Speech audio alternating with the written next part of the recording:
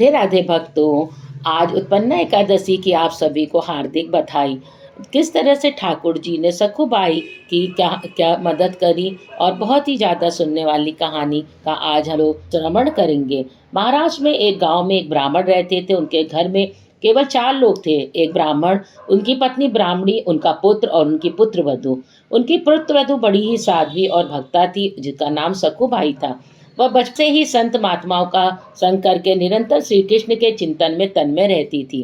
जैसे गाय कसाई के चक्कर में फंस जाए, वैसे ही शादी सखुबाई की शादी ऐसे परिवार में हुई जहां उसकी सास, ससुर और पति तीनों उनके विरुद्ध थे। उनकी सास उन्हें थप्पड़ मारती थी और गालियां भी दिया करती थी। उनके परिवार में सब उनके भजन के विरुद्ध थे, लेकिन सखुबाई ने कभी किसी के कुछ नहीं कहा। उनके पति भी उनके अनुकूल नहीं थे। सखुबाई को बहुत कष्ट दिया जाता था, लेकिन वह एक पल के लिए भी भगवान विस्मरण नहीं होने देती थी। उन्होंने इतनी प्रतिकूलता के बाद भी इन तीनों से द्वेष नहीं किया। उनका जीवन क्लेशमय था और उन्होंने कभी किसी से कठोर वचन नहीं बोले। जो मान अपमान, लाभ हानि, जय पराजय, सुख दुख को सम्मान भाव से सहते हुए भगवान स्मरण करती रहीं और भगवान उनके अधीन हो गए। रघुबाई को पीटा जाता था, गालियां दी जाती थी, क्लेश तक व्यवहार किया जाता, लेकिन सखुबाई के हृदय में विट्ठल ऐसे बसे हुए थे, उनका उनके ऊपर कोई प्रभाव नहीं पड़ता। सखुबाई को फटे पुराने कपड़े पहनने को मिलते थे, रूखा सूखा खाने को मिलता था, प्रति क्षण डांट पिटाई होती थी, लेकिन वह हर क्षण श्री कृष्ण के चिंतन में लीन रहती थी। सकू की दशा पर गांव के स्त्री पुरुष को बहुत तरस आता था, पर किसी की हिम्मत नहीं होती थी कि कोई उनके परिवार को समझा सके। सखुबाई मन मन भगवत कृपा का अनुभव करते हुए सोचती कि कितने कृपालु हैं श्री कृष्ण। यदि मेरे पति, सास ससुर मुझसे प्यार करते तो श्री कृष्ण के प्यार से मैं बाधा पड़ जाती।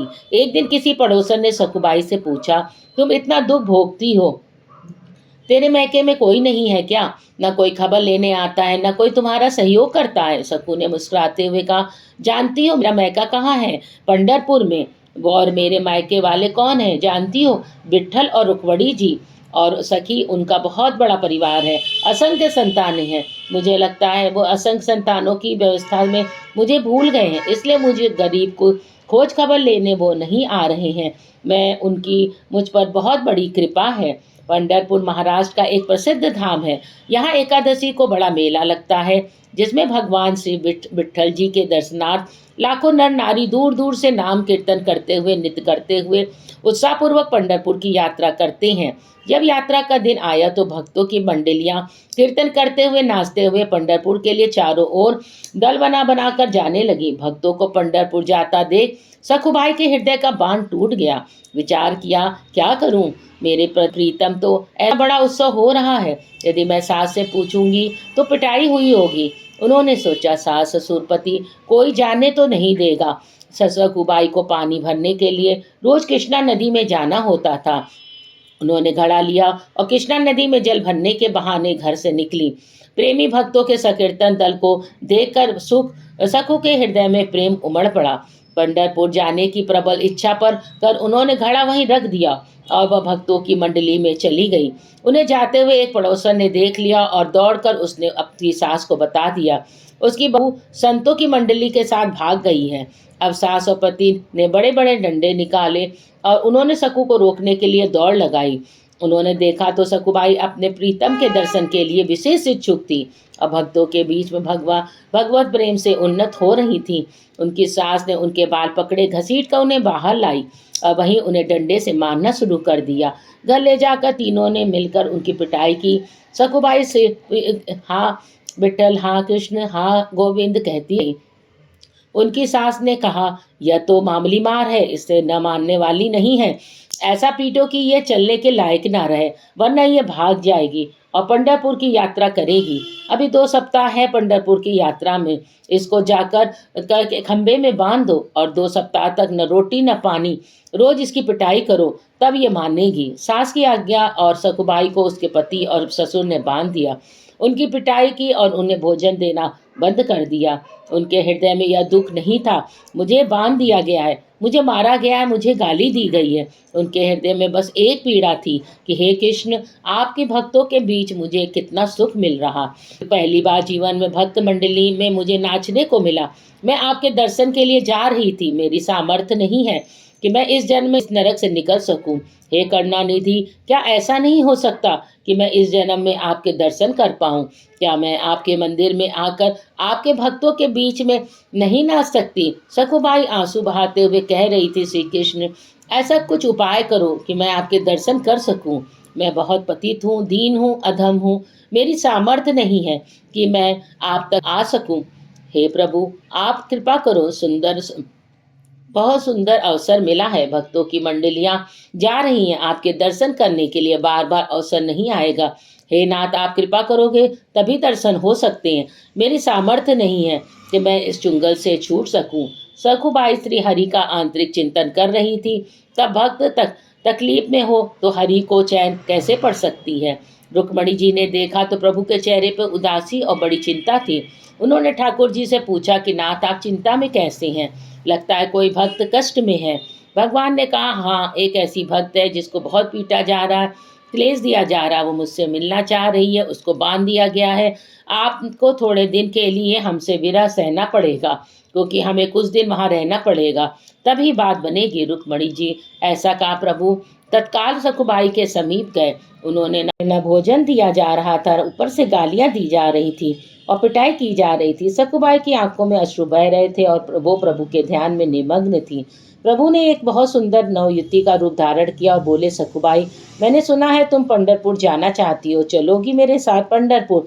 सखुबाई ने आंख खोली और कहा, सखी, मुझे पापिन के भाग्य में ऐसा कहाँ है मैं भक्त मंडली के साथ पंढरपुर जाऊं? तुम देख रही हो कि मेरी दशा क्या है। स्त्री रूपी ठाकुर जी ने कहा, भाई, तुम जानती नहीं हो, मैं तुम्हें बहुत समय से जानती हूँ। तुम मेरी बहुत प्रिय सखी हो, उदास मत हो। मैं जिसकी सखी होती हूँ उसको कभी उदास नहीं देख सकती। मैं तुम्हारी रस्सी खोल देती हूँ, तुम भागो और जाओ मंडली के साथ। खूब सकुबाई ने कहा, मेरी सांस फिर पकड़ लेगी। प्रभु बोले, बिल्कुल नहीं, इसकी तो तुम चिंता ही मत करो। ठाकुर जी ने सकुबाई को निकाला, स्वयं सकुबाई का रूप धारण करके रस्सी से बंध गए। किसका नाम स्मरण करके ने से माया का बंधन टूट जाता है, जिनको पाना बड़े बड़े योगिनों के लिए दुर्लभ है, वही भगवान अपने भक्त सकुबाई के लिए एक साधारण स्त्री की तरह बंध गए। ठाकुर जी चुपचाप चाटे खा रहे थे। ठाकुर जी को कई दिन हो गए, भोजन नहीं मिला, पानी नहीं मिला, रोज उनकी पिटाई भी हुई। 14 दिन बीत गए, प्रभु बंधे रहे, रोज डंडे और गालियां खा रहे थे। उनके पति को उन पर दया आई। उन्होंने सकुबाई के रूप में ठाकुर जी बंधे थे, उनको खोल दिया। पति की आज्ञा के अनुसार सकुबाई रूपी श्री भगवान ने स्नान किया, सुंदर रसोई बनाई और सबको खिलाया। भोजन पाने के बाद तीनों के हृदय में बहुत प्यार का उदय हुआ। सकुब रूपी भगवान ने अपनी सेवा और सुंदर व्यवहार से पति, सास, ससुर तीनों के स्वभाव को बदल दिया। अब तीनों सकुबाई स्वरूप श्री भगवान से बहुत प्यार करने लगे। उधर सकुबाई पंढरपुर पहुंच के किस्सा कीर्तन करते हुए नाचने लगी। प्रभु के प्रेम में वो इतना तो बात भूल गई कि मेरी जगह कोई और सखी बंधी हुई है। आनंद में विभोर हुई सकुबाई ने चंद्रभागा नदी में स्नान कर मंदिर के अंदर प्रवेश किया। वो मंदिर में जाकर श्री हरि के दर्शन करके आनंद से सिंधु में डूब गई। सकुबाई का प्रभु में ऐसा मन लगा, उन्होंने प्रभु के सामने प्रतिज्ञा कर ली कि जब तक शरीर में प्राण रहेंगे मैं पंढरपुर की सीमा से बाहर नहीं जाऊंगी। उन्हें क्या पता था कि उनके बदले पंडरीनाथ जी वहां बंधे हुए हैं। सकुबाई पंडुरंग के ध्यान में संलग्न हो गई। सकुबाई के सामने वो स्वरूप प्रकट हुआ और सकुबाई विहल हो गई और भगवान के स्वयं के दर्शन में इतना मुग्ध हो गए कि उनके प्राण छूट गए। एक ब्राह्मण उस मंडली में आया था, उसने सकुबाई की लाश को देखा। उसने साथियों को बुलाया और सबके मिलकर सकुबाई के शरीर के अंत्येष्टि संस्कार किया। इधर रुक्मणी जी ने विचार किया, ठाकुर जी कह गए थे कि कुछ ही दिन के मैं वापस आ जाऊंगा, आज तक वो वापस नहीं आए। देखकर देखा कि जिसके लिए उसने तो शरीर छोड़ दिया, उसके शरीर का अंतिम संस्कार भी हो गया। अब मेरे प्रभु को तो बहू बनकर वहां रहना ही पड़ेगा। अब रुक्मणी जी की बड़ी चिंता हुई। रुक्मणी जी शमशान पहुंची। उन्होंने सकुबाई की राख, हड्डी वगैरह को एकत्रित किया, प्रेम दृष्टि से देखा तो सकुबाई जीवित हो गई। सकुबाई को ऐसा लगा जैसे वह गाढ़ निद्रा से जगी हो। रात को स्वप्न में रुक्मणी जी ने सकुबाई से कहा, देखो पुत्री, तुम्हारा प्रण पूरा हुआ। उसने कहा था कि जब तक उस शरीर में प्राण रहेंगे मैं पंढरपुर की सीमा से बाहर नहीं जाऊंगी। तुम्हारा यह शरीर तो जल गया, अब तुम लौट जाओ, मेरे प्रीतम तुम्हारे रूप रूप में तुम्हारे घर पर हैं। आदेश पाकर सखुबाई आनंद मगन होकर 2 दिन बाद यात्रियों के साथ वापस लौट आई। सखु को आता देख सखु वेशधारी भगवान पढ़ीनाथ जो वहाँ बहु रूप में थे, उन्होंने सोचा कि अगर वो यहाँ आ गई तो मैं यहाँ रहा तो गड़बड़ हो जाएगी। ठाकुर जी ने तत्काल सास से कहा, मैं पानी लेने जा रही हूँ। उन्होंने घड़ा लिया और घाट पर आई और पूर्व परिचित सखी का वेश धारण कर सखुबाई से मिली। उन्हें देखते ही सखुबाई को सारी बातें याद आ गई। सखुबाई ने दौड़कर उन्हें हृदय से लगाया और कहा, सखी आपकी कृपा से मुझे पंढरपुर जाने को मिला, मुझे मेरे ठाकुर जी के दर्शन हुए, उनके चरणों को पकड़ लिया। बहन तुम्हें बहुत कष्ट भोगना पड़ा होगा मेरी वजह से। ठाकुर जी ने कहा, तुम चिंता मत करो, तुम सुखी हो गई ना। तो सखुबाई ने कहा, हाँ ठाकुर जी ने कहा, मुझे कोई कष्ट नहीं हुआ। यदि तुम्हें सुख मिला तो हर कष्ट मेरे लिए सुखमय है। तुम ये घड़ा लो, इसमें जल भरो और घर जाओ। सखुबाई घड़ा भरकर अपने घर की ओर को गई और ठाकुर जी अंतर ध्यान हो गए। सखुबाई घड़ा उठाकर घर पहुंची और स्वाभाविक अपने काम में लग गई। सब सखुबाई को सास ससुर और पति के बदले हुए भाव को देखकर बड़ा आश्चर्य हो रहा था कि वो इतना प्यार वो करने लगे और इतना बदल कैसे गए हैं। दूसरे दिन वो ब्राह्मण वापस आया और उसने सखुबाई के घर पहुंचकर कहा कि मैं एक खबर देने आया हूँ। तुम्हारी बहू पंढरपुर गई थी, वहां ठाकुर जी के दर्शन करने के उसके प्राण निकल गए। हम सब ने उसके शरीर का अंतिम संस्कार कर दिया। परिवार वालों ने कहा कि हमारी बहू तो घर के अंदर है। आवाज लगाई, सखुबाई सामने आ गई। उस ब्राह्मण के होश उड़ गए। आखिर ब्राह्मण ने के कहने पर उन्होंने सखु को अपने पास बुलाकर पूछा कि हमने तुम्हें यहाँ बांध रखा था, लेकिन ये कहते हैं कि पंढरपुर में गई और वहां मर गई, कैसी बात है ये। सखुबाई ने कहा, ये जो कह रहे हैं बिल्कुल सत्य है।